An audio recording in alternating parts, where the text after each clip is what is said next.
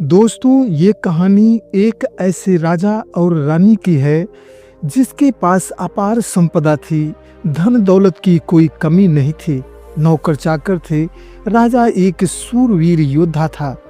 फिर भी रानी ने क्षणिक सुखों के कारण एक साधु के प्रेम जाल में ऐसे फंसे कि अपनी राजसी मर्यादाओं को भूलकर अपने ईश्वर स्वरूप पति को भी साजिश करके रास्ते से हटाना चाहा और राज्य को स्वयं हथियाना चाहा। लेकिन सत्य की सदैव जीत होती है। कहानी बड़ी ही मार्मिक है। कहानी को पूरी सुने और वीडियो को लाइक व कमेंट करें, और वीडियो अच्छी लगे तो प्लीज़ चैनल को सब्सक्राइब ज़रूर कर लें। दोस्तों, बहुत समय पहले की बात है। विंध्याचल के घने जंगलों के बीच एक बहुत ही सुंदर एवं समृद्धशाली राज्य था। वहाँ के राजा महाराज विक्रमादित्य अपनी न्यायप्रियता और वीरता के लिए प्रसिद्ध थे। उनकी पत्नी रानी सौम्या, जैसा उनका नाम था, और सुंदरता में अनुपम थी।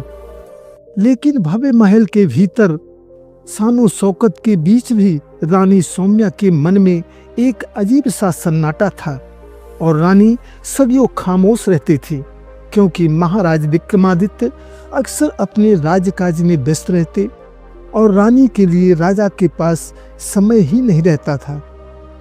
रानी सौम्या सदियों अकेलेपन से परेशान रहती। एक बार रानी अपने मन को बहलाने के लिए शांति की खोज में अपनी सखियों के साथ चंपा बन गईं। हरियालियों व पक्षियों की चहचहाहट के बीच अपने मन को सुकून महसूस किए।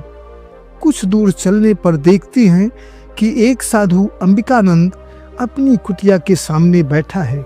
रानी साधु को प्रणाम की और वहीं बैठ गई। साधु की बाणी में अजीब सम्मोहन था।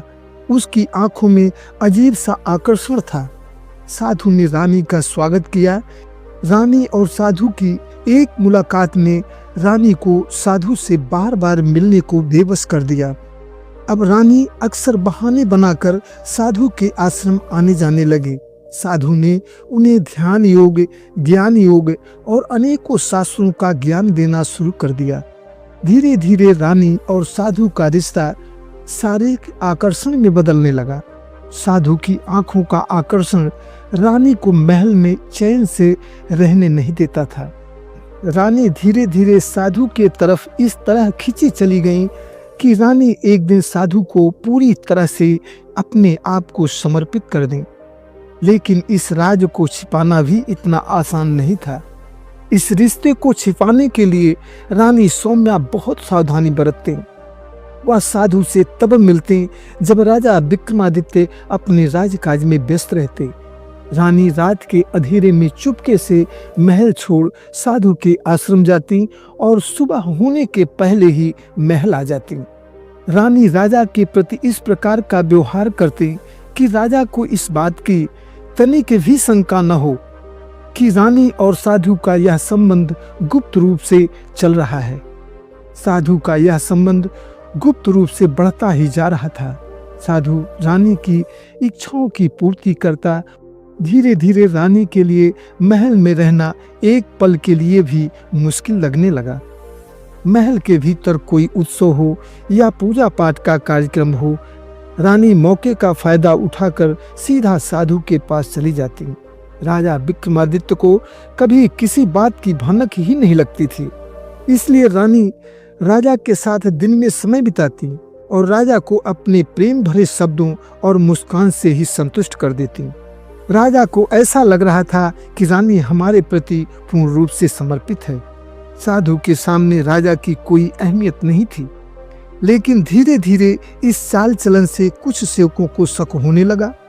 लेकिन रानी ने अपने प्रभाव से सबको दबा दिया।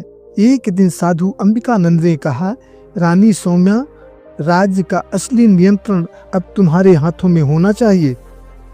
राजा को अपने रास्ते से हटाने की कोशिश करो।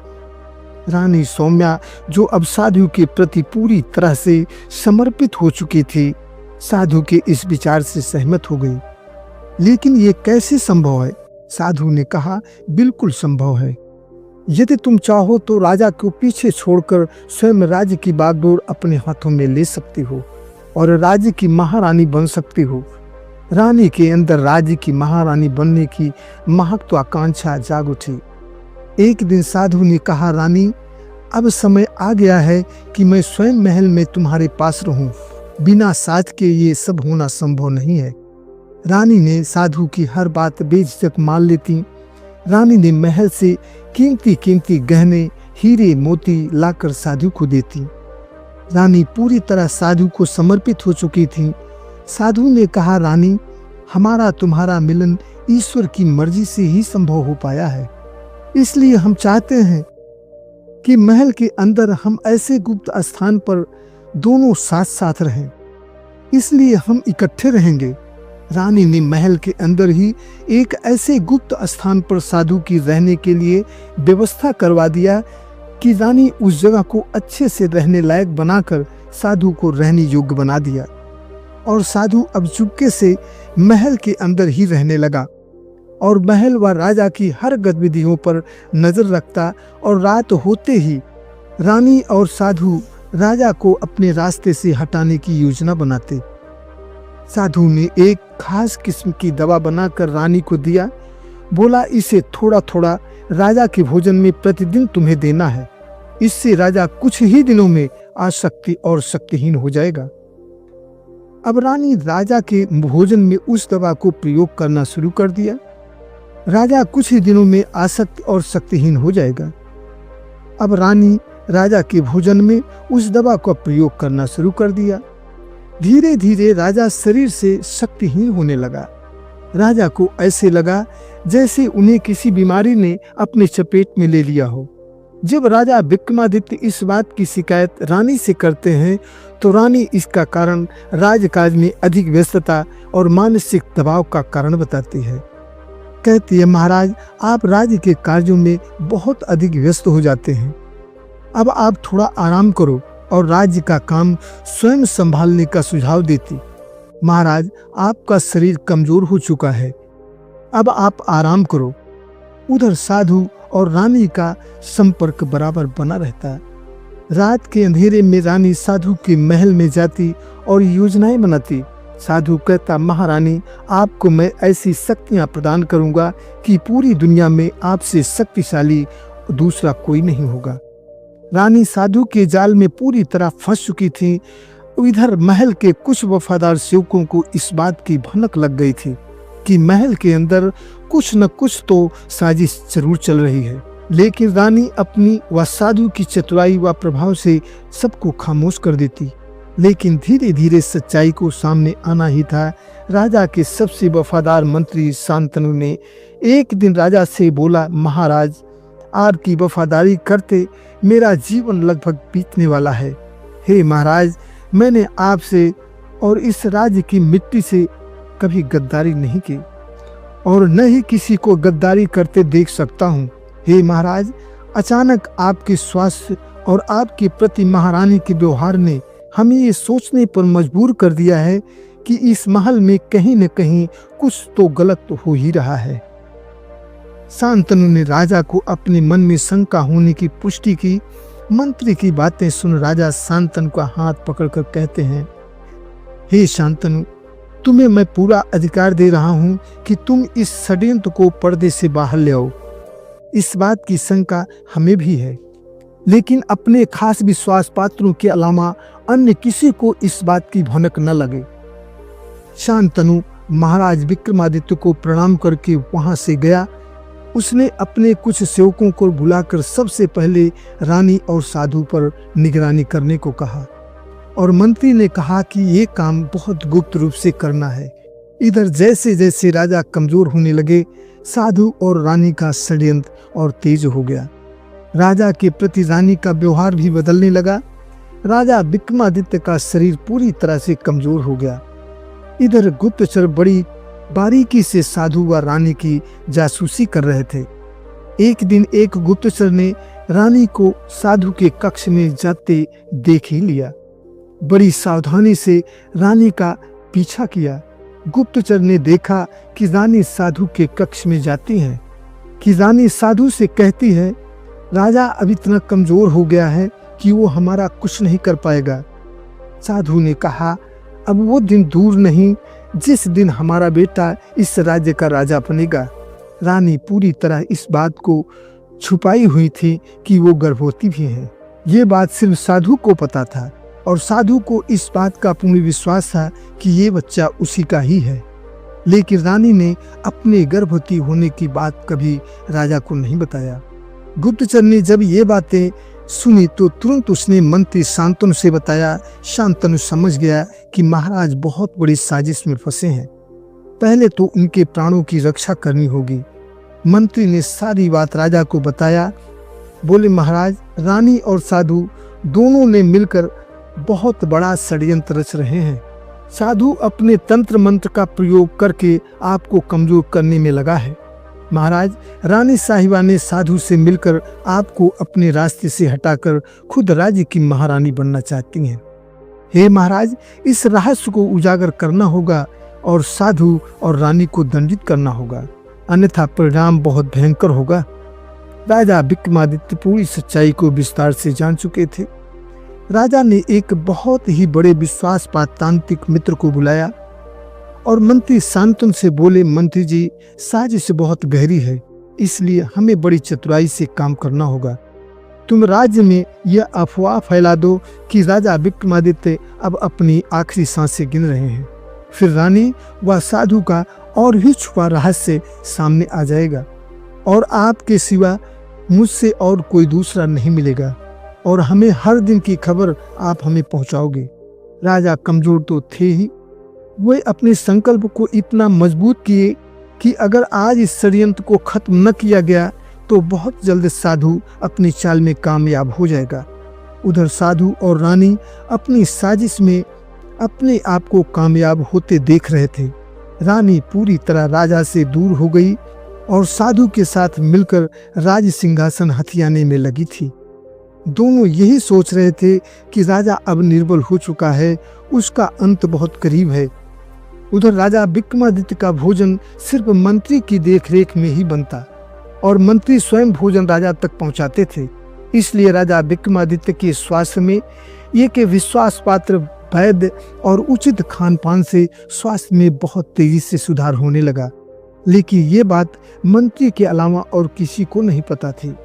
एक दिन एक गुप्तचर ने देखा कि रानी साधु के कक्ष में जाती है और दरवाजा भीतर से बंद हो जाता है। गुप्तचर ने इस बात की सूचना मंत्री शांतनु को दिया। मंत्री शांतनु ने बड़ी चतुराई से योजना बनाई कि कैसे राजा को इस सच्चाई से अवगत कराया जाए।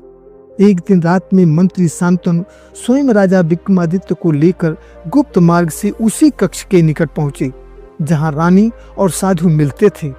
कक्ष के पास दीवार में एक गुप्त झरोखा था जहां से भीतर का दृश्य साफ दिखाई पड़ता था। राजा विक्रमादित्य ने जब रानी और साधु की हरकत अपनी आंखों से देखा तो उसका हृदय फट गया। रानी और साधु उसी कक्ष में एक दूसरे को आलिंगनबद्ध कर बातों में बेखबर खोए थे। रानी कह रही थी, अब बहुत हो चुका अंबिकानंद, अब इस राजा का अंत हो जाना चाहिए। मुझे अब और इंतजार नहीं करना है। मैं तुम्हारे साथ समस्त राज्य की स्वामिनी बनना चाहती हूँ। साधु कहता है, महारानी, बस कुछ ही दिनों की बात है। राजा पहले से बहुत ज्यादा दुर्बल हो चुका है। मैंने उसे ऐसी दवा दी है कि अब उसका अंत बहुत निकट है। बस तुम्हें अब उस वफादार मंत्री शांतनु पर नजर रखनी होगी। यह सुनते ही राजा का शरीर कांप गया, आंखों में आंसू आ गए, लेकिन चेहरे पर किसी तरह से क्रोध के निशान नहीं दिख रहे थे। सिर्फ एक विश्वासघात का एक गहरा विषाद, एक गहरी पीड़ा, अपने जीवन की सबसे प्रिय रानी के विश्वासघात की पीड़ा।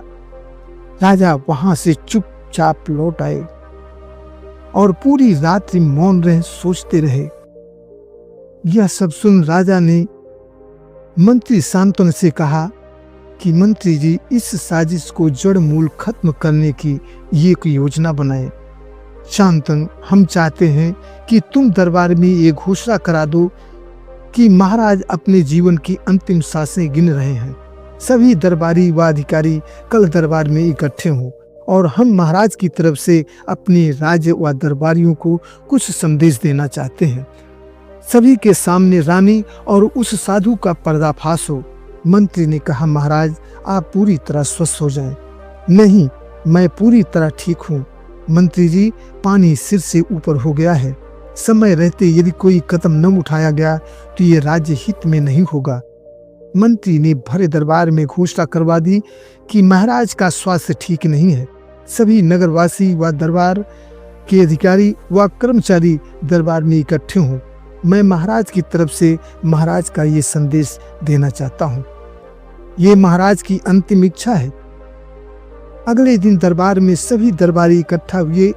उस सभा में रानी सौम्या व साधु भी शामिल हुए।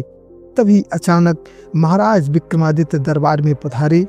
जैसे ही दरबार में आए, सभी अपनी जगह से उठ गए और आश्चर्यचकित हो गए। रानी व साधु राजा को देखते हैं कि राजा तो बिल्कुल स्वस्थ है।